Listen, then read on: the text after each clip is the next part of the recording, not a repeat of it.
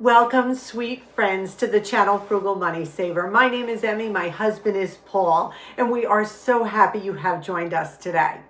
Living below our means, we talk about this a lot.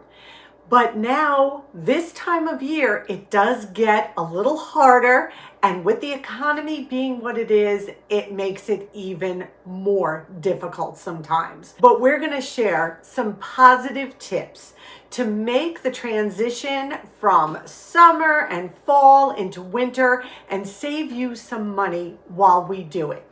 We look at what's coming up, and we have shorter days coming up, which means more electricity, colder temperatures, which means more home heating oil. We have the holidays coming up. So we're going to help you find ways to cut back. The first thing we want to talk about is the colder weather coming. Here in New York, our average low temperature through the winter is about 19 degrees, and that is very cold, and you have to run heat because your pipes will freeze at that temperature. We have showed you our wood supply for the winter. We have showed you how Paul stores it. Now we're going to show you what Paul does so that we are able to make a warm, cozy fire anytime that the fire may die out here in our wood burning stove, because we pretty much keep it going all day and all night. But there's sometimes we're out and the fire goes out. So Paul's going to show you what he makes to help start our fires.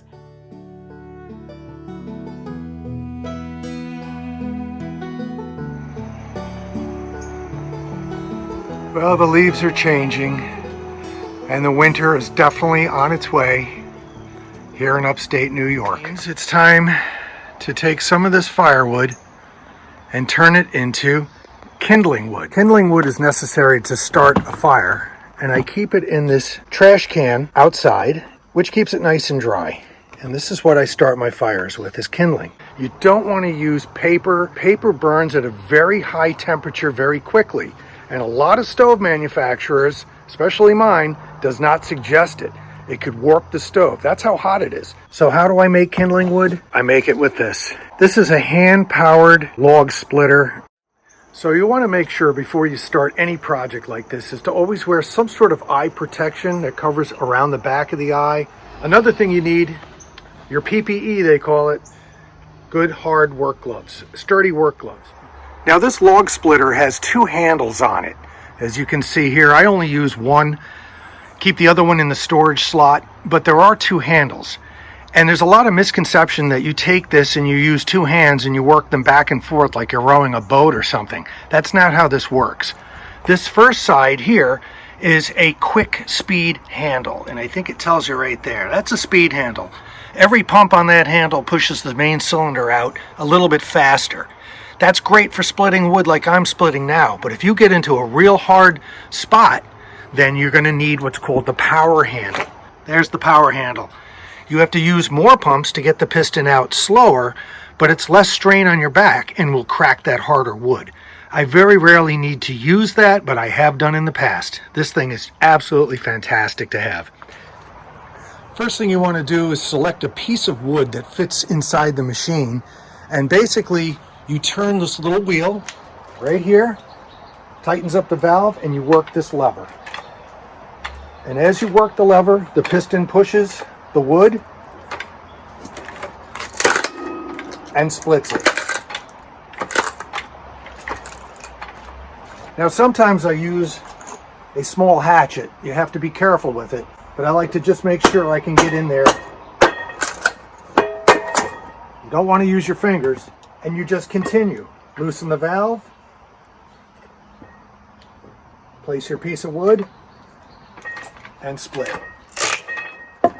You can split this as thin as you want, which is better. The thinner the kindling wood, the quicker it'll light your stove or fireplace. Always release the tension on the piston before you touch the wood. See how that just closed up on me? That could be your finger in there. And there you go. Very simple and easy.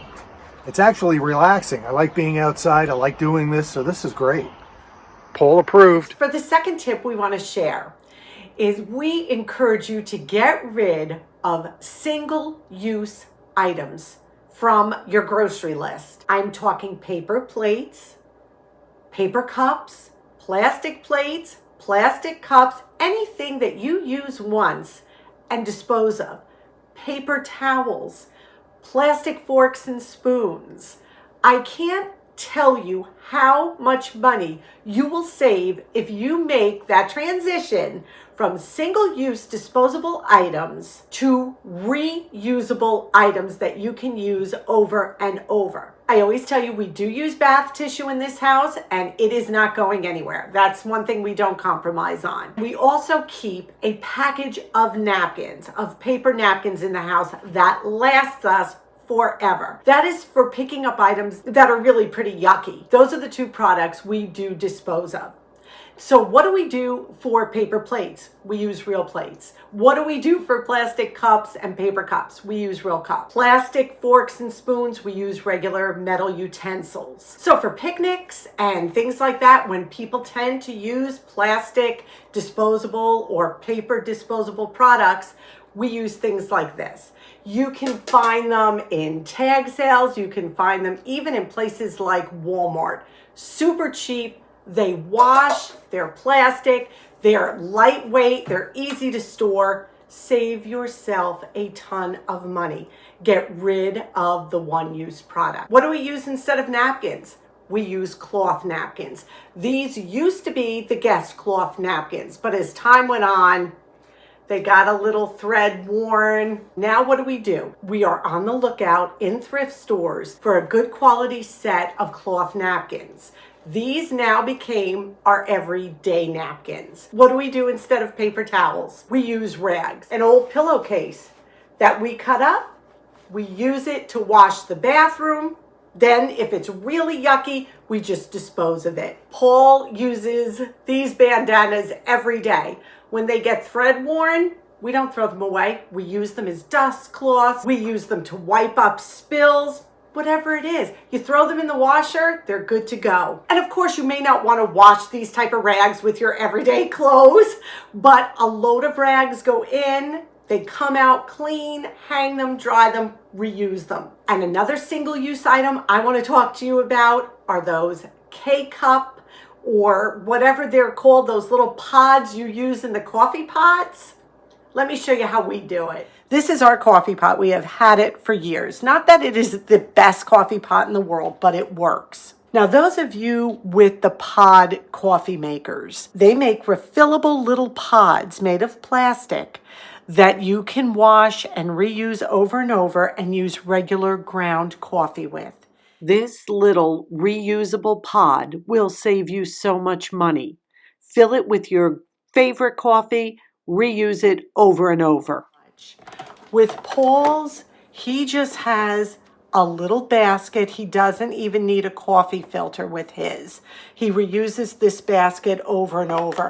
What we're trying to do is cut down on one-time use items. This is tried, this is true, and we're not using single-use items that end up in the landfill and that also cost so much more than buying just a can of coffee when it goes on sale and saving money that way as well.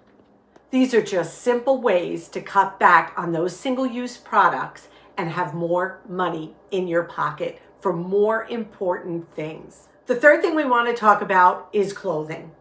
When you were younger, do you remember coming home from school and your mom telling you to get changed and put play clothes on?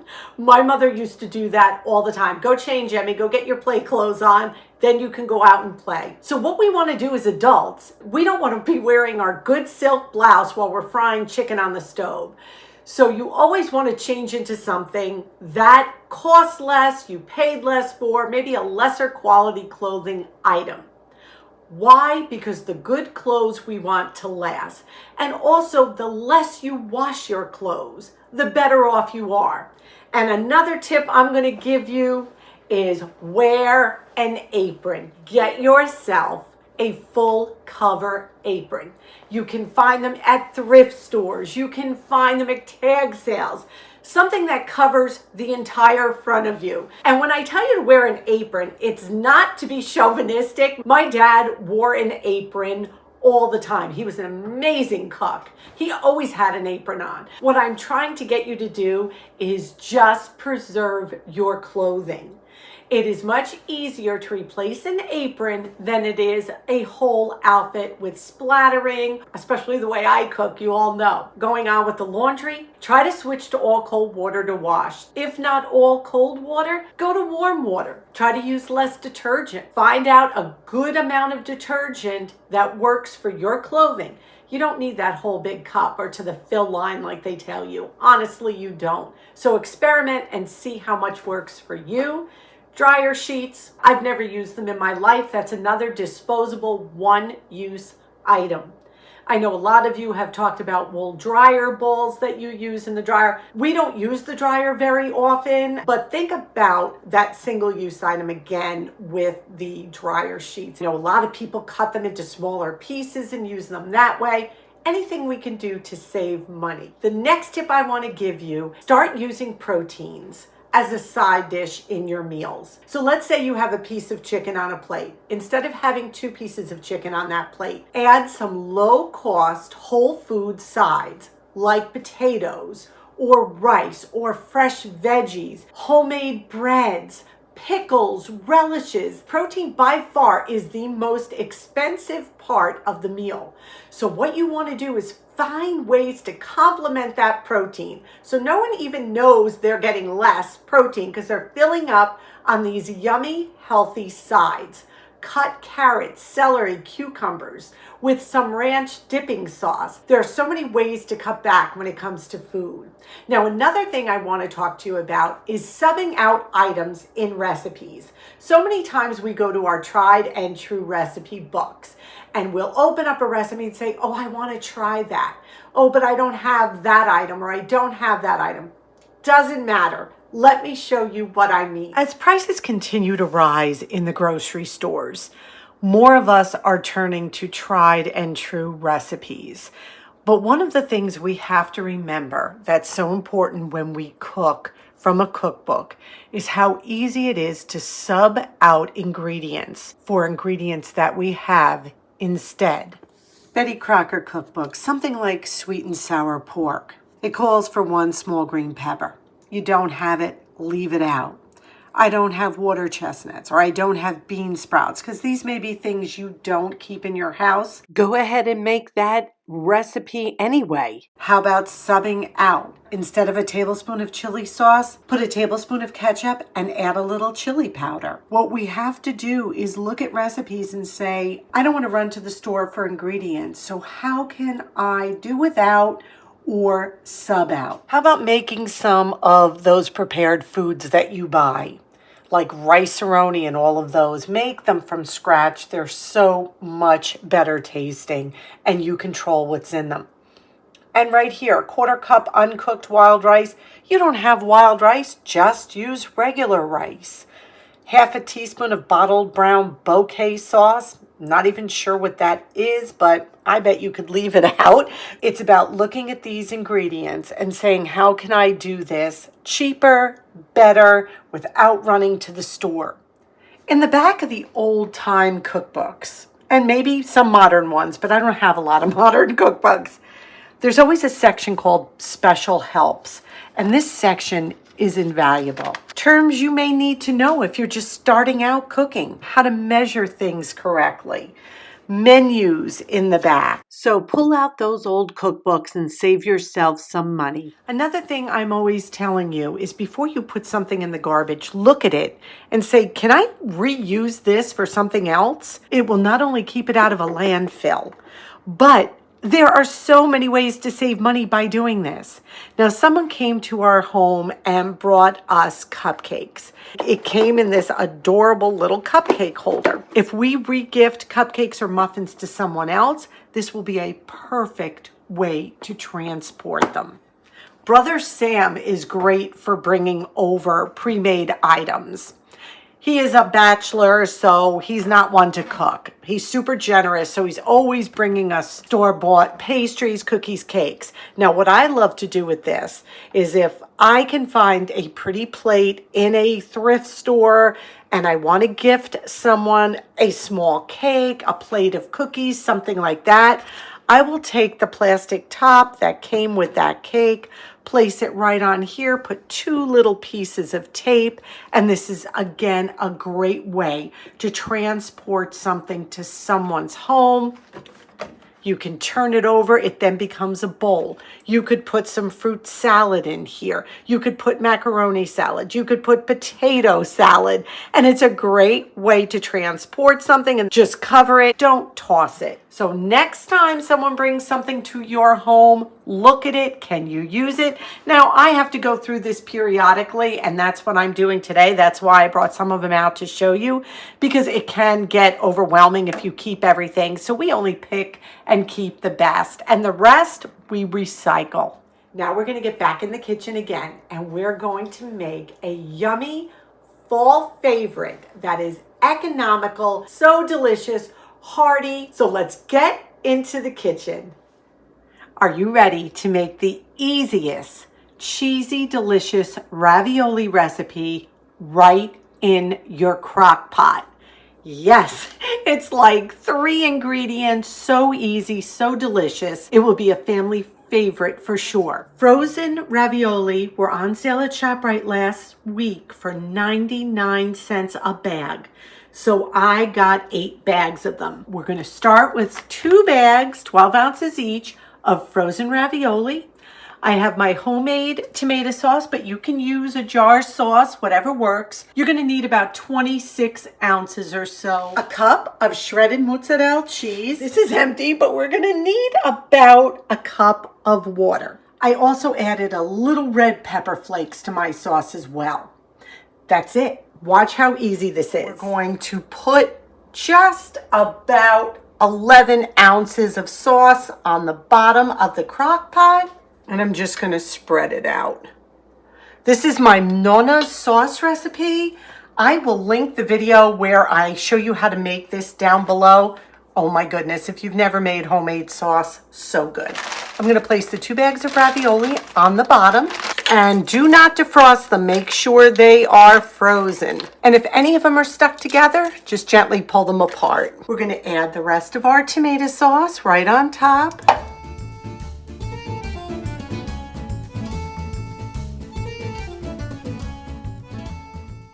Now you could definitely add meat to this. You could add cooked ground beef. You could add cooked ground sausage.